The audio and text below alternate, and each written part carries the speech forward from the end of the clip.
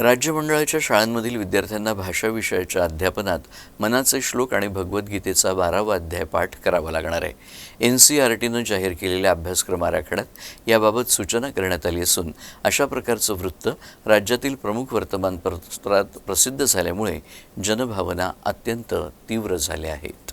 राज्य मंडळाच्या शाळांमधील विद्यार्थ्यांना भाषा विषयाच्या अध्यापनात मनाचे श्लोक आणि भगवद्गीतेचा 12वा अध्याय पाठ करावा लागणार आहे।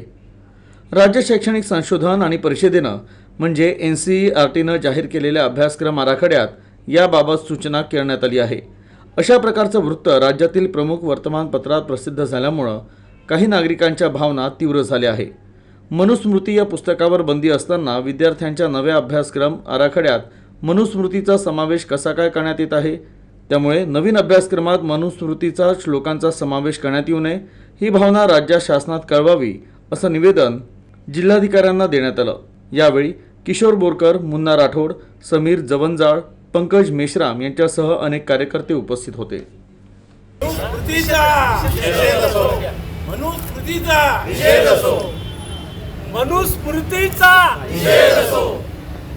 शासनाने नवीन अभ्यासक्रमामध्ये मनुस्मृतीचा समावेश करण्याचा धाड घातला आहे।